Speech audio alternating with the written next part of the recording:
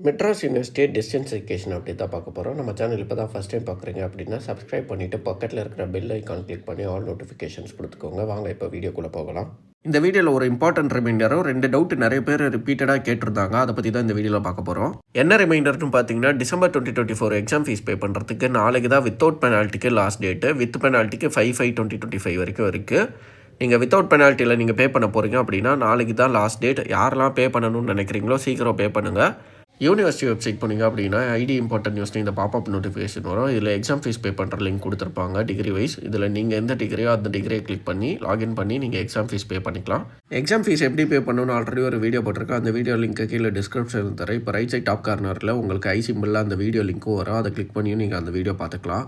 அடுத்தது 2 டவுட்டு நிறைய பேர் கேட்டிருந்தீங்க. அது வந்து ரீவேல்யூஷன் ரிலேட்டடாக தான் நிறைய பேர் கேட்டிருந்தீங்க. ஃபஸ்ட் டவுட் என்னென்னு பார்த்தீங்கன்னா, ரீவேல்யூஷன் ரிசல்ட் வர்றதுக்கு முன்னாடியே நான் அந்த சப்ஜெக்ட்டுக்கும் எக்ஸாம் ஃபீஸ் பே பண்ணிவிட்டேன். ரீவேல்யூஷன் ரிசல்ட்டில் எனக்கு பாஸ்னு வந்துடுச்சு.